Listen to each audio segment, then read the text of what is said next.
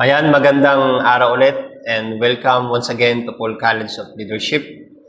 And ito po ang ating pangalawang session sa subject na Bible Panorama. So hopefully, nagawa po natin yung ating mga reading assignment. At the same time, yung po ating mga written assignment. So yan po ay kukolektahin ng ating admin. At yun po, magpatuloy po tayo. Just to recap lang sa atin pong nakaraang session na pinag-aralan po natin yung introduction of Bible Panorama, okay? Na ang Bible Panorama daw po ay sa picture of series of story. Okay? So, the continuous story of the Bible. So, tinitingnan po natin the whole picture of the Bible. And there are two ways of studying the Bible. Tinatawag po natin itong telescopic studying the Bible and microscopic studying the Bible. Okay? At the same time, atin din pong pinag-aralan last time na ang Biblia po ay isang libro na kung saan ay isinulat ng maraming authors. So, ibig sabihin po, marami pong nakapaloob, marami pong books ang Biblia. Okay? Ganon din po atin po pinag-aralan na ang Biblia po ay hinati sa dalawa. Meron po tayong tinatawag na Old Testament at New Testament. Ang Old Testament ay from Genesis to Malachi at ito po ay nahati sa apat. Okay? Yung tinatawag natin the Pentateuch of the book or the Book of Law. And yung pangalawa po ay the historical book at the poetical book and the prophecy or the prophetic book. At yun naman pong atin pong New Testament na tinatawag ay categorize naman po ito sa 5. Okay? Ang New Testament po ay from Matthew to Revelation. So mayroon po tayong tinatawag na the Gospel or yung the four Gospel, John, Mark, Luke, and Matthew. Yan din po tayo tinatawag na Acts, okay? Which is doon po natin makikita yung establishment or the starting of the church. At meron din po tayong tinatawag na epistle o Paul, okay? The instruction of the church. At ganoon din po yung general epistle, okay? At yung revelation. So this moment, let's start and begin the record or the story of the Bible. So, ang introduction po natin ngayon, it's all about the creation. Okay, so the Bible begins its story with the accounts of creation and the humankind's early history. So, alam naman po natin na yung nagsimula ang istorya ng Bible ay sa creation. At yung paglikha sa tao, especially sa unang tao. Okay? The epoch extending from unable creation to about 200 BC witnesses that beginning both of life itself and the humankind first civilization. So this is the time before the patriarchs Abraham, Isaac, and Jacob, long before Israel became a specific people. So ibig sabihin po, meron pong kaganapan o meron na po talagang mga tao, okay, simula po kay Adan. Okay, pero yung tinatawag po nating civilization ay hindi pa nare-record. Okay? So, before. So, sabi po diyan, it is the time of humankind earliest ancestors. So, sa panahon po ni Abraham, Isaac, at ni Jacob. And the very earliest part of the epoch is called prehistory. Kaya po may tinatawag tayong prehistory. Hindi po natin siya nakalagay lahat sa Biblia, pero may tinatawag po tayong prehistory. Kasi yung human civilization po ay na-record lang lately. Okay? Sa panahon na po ni Abraham, ni Isaac, and ni Jacob. So, the advent of writing around 3000 BC eventually ended prehistory. So, as human began preserving information concerning their economies, laws, and religions. So the various written documents of this period, including lists of kings, inscription from buildings, and historical epic, mark the start of the historical era. So, ito po yung magpapatunay na meron na po talagang nag-i-exist before the civilization. Na nagpapatunay po nito, ayun pong mga various written documents, including daw po yung mga list of king, okay, inscription from building, yung mga historical epics, yung mga mark. So, yan po yan. Okay? So, at archaeology in the past, okay, arrange historical and cultural evidence according to the most vital metal of each period. So, na-identify po yung taon, na-identify po yung kung gaano katagal sa pag-aaral po ng mga archaeology sa mga kagamitan, like metal, okay? So, ano po yung mga metal na yan? Stone, copper, bronze, iron. So, the earliest period called the Stone Age is divided into Old Stone. Ayan. So, mayroon po pala tinatawag tayo na Stone Age at yun po ay dinivide din sa dalawa. The Old Stone and the Middle Stone and New Stone Age. So, yun po yun. In a later period, the Bronze Age, okay, is also divided into Early Bronze. Meron din pong Early Bronze sa tinatawag, Middle Bronze, and the Late Bronze. So, tatlo din po siya nakapanahonan. So, the dates for these periods are approximate, of course, because cultural changes always come gradually. So, nagbabago po talaga. Very early dates are based on theories of evolution and geology. So, in interpreters of the Bible differs on how such dates relate to the creation account in Genesis.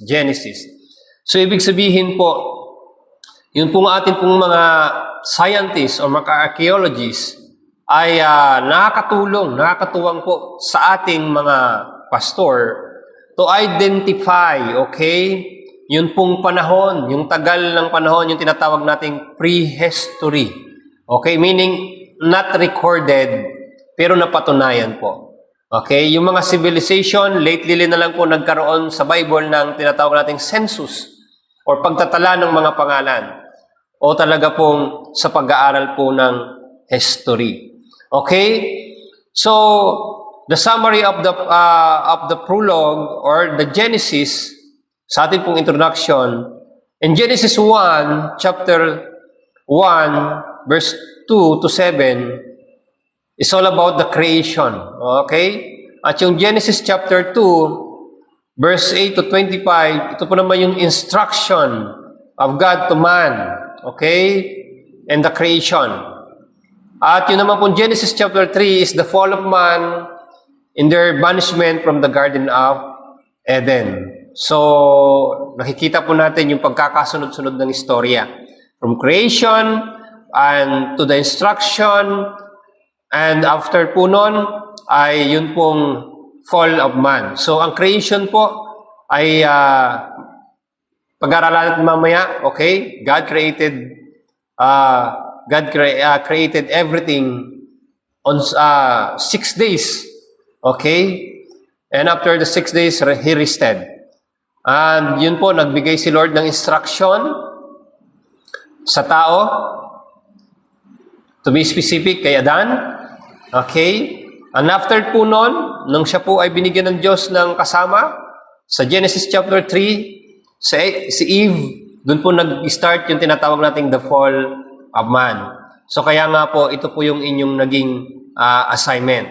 Okay? And the birth of Abel and Cain in the first murder in the history. So, dun po daw na nakatala yung anak ni Adan, yung mga kauna-unahang anak, okay, si Cain, si Abel, at dun din po nagsimula yung first murder history in the Bible, sa Genesis chapter 4. In the genealogy of Adam, Genesis chapter 5. Okay? The beginning of the multiplication of man. Ito po ay sa Genesis chapter 6 and 7. So, yung multiplication of man ay nagsimula sa po yan sa Genesis chapter 6 to 7. Yung multiplication, your wickedness, and the punishment. So, yung Genesis chapter 6 verse 7 is the multiplication of the humanity, the wickedness, and the punishment of God. ito po ay sa panahon na po ni Noah. Okay? So yung Genesis chapter 8 to chapter 9 is all about the covenant of God with man. So nagkaroon na po ng covenant ang Diyos sa tao. And the genealogy of Noah, Genesis chapter 10. At dito po tayo nagtapos. Last time, yung inyo pong assignment is the Tower of Babel. So, Genesis chapter 11. Ito po yung kaganapan sa creation. Sabi ko nga po nung nakauna nating meeting na para po tayong mga bata. Sa subject na to, pag-aaralan po natin yung history. Okay? Yung kaganapan sa Bible. At for us to remind, okay, at alam ko pong ang ilan po sa atin ay mga tagapagturo ng kabataan, ng children sa church, ay ito po yung creation. Alam po natin yung the first day of creation ay the light and the earth. Okay? Yun po yung unang araw. At ang pangalawang araw po ay the separation of waters. Okay? Above and below. So, nagkaroon po ng tinatawag natin na waters at yung tinatawag po natin na clouds. Okay? And yung day 3 po naman ay dry land and plants. So doon naman po nagkaroon, mga kapatid, ng pag-create si Lord ng mga lupa, dry land and plants. Nagkaroon po ng mga halaman. And day 4 naman po ay the sun, moon, planets, and stars. So God put everything, okay, in the sky. The sun, okay, and the moon, and the stars. And yung day 5 naman po is He created the flying birds and the sea creatures. So sa ilalim po ng dagat at sa kalawakan po, nandyan po yung mga nilikha ng Lord. And yung 6 days is the land, animals, and man. At yung ika-7 day po ay yun po yung tinatawag nating rest day. So again, the first day is the light and earth. At yun pong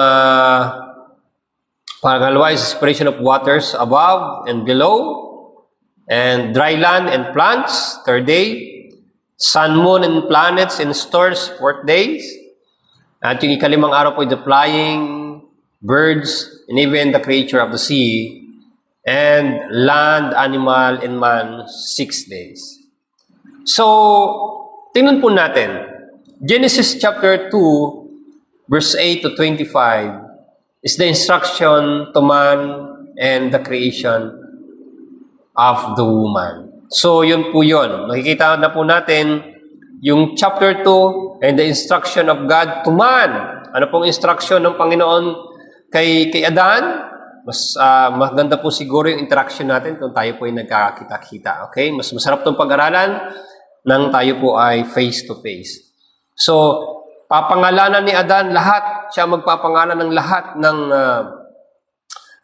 kanyang nilikha. So, ibig sabihin, ang Diyos po ay nagbigay ng first instruction sa tao.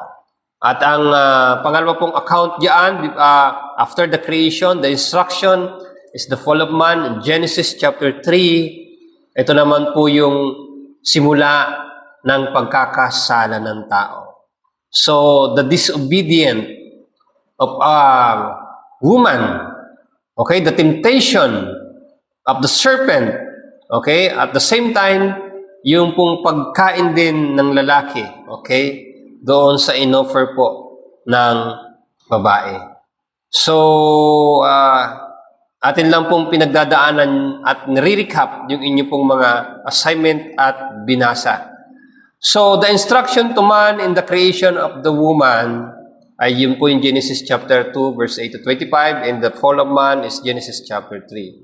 So, the flood naman po ay yung Genesis chapter 6, verse to 7. Ito naman po yung flood. Actually po, tinitingnan lang po natin, nadaanan natin, pero lahat po ng lectures ay bibigay ko sa inyo para kayo po ay makapagbasa.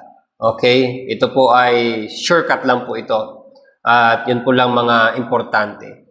So the flood, alam naman po natin, the flood, sa panahon po ni Noah, ito po ay na-record sa Genesis chapter 6, verse 6 to 7, na kung saan ay sobra po ng kasamaan ng tao, okay? ay nagpaulan ang Panginoon. At sa ulan na yun, nagkaroon po ng dahilan na yung flood na kung saan ay ang pamilya lang po ni Noah ang naisalba at ang mga instruction ng Diyos na mga pares, na mga na mga hayop. Okay? And the next one is the Tower of Babel, Genesis chapter 11. So, ang Genesis chapter 11, ang Tower of Babel, ito po yung istorya na kung saan ang lahat po ng tao ay iisa ang lingwahe. Okay? Hindi po magkakaiba. Unlike sa Pilipinas po, napakarami nating lingwahe, iba-iba. Ibang bansa, iba rin. Pero during the time, according to the Bible, okay, sila po ay iisa ang lingwahe at dahil po sa kanilang pagkakaisa, nagkaroon din po sila sa puso nila na magtayo ng mataas na tore at tinatawag po natin ito the Tower of Babel, na gusto po nilang patunayan sa Diyos na sila po ay may kayang gawin. Ngunit dahil po doon sa kanila pong paghangad na lampasan ng Diyos, okay, matapatan ng Diyos, ay ginuho po ng Panginoon at simula po noon, nagkaiba-iba po ang kanilang lingwahe. Kaya po siguro tayo nagkakaiba-iba. So, according to the history, there are only one language before. So, okay? At ngayon po, iba-iba na. So, ito po yung ating second session. Once again, as you read the Genesis chapter 1 to 11, lahat po ng istorya na to ay inyo pong madadaanan, mapapag-aralan. So, hanggang dun po muna ang ating session 2. Ang inyo pong assignment ay ito. Basahin po ninyo ang Genesis chapter 12 to 50. So this week, your assignment will be Genesis chapter 2 to 50. So, at ang inyo pong written assignment, okay, ay identify the patriarchs, okay, at ang kanila pong lifestyle. Okay, sulat niyo po yung mga patriarchs or yung our forefathers, 3 po yun. Okay, kung sino-sino po yun, discovery po ninyo from Genesis 12 to 50 at yung kanila pong mga istorya ng buhay. Okay, so yun po. Once again, maraming salamat. Doon po magtatapos ang ating second session. Pagpalain po ang bawat isa. And God bless.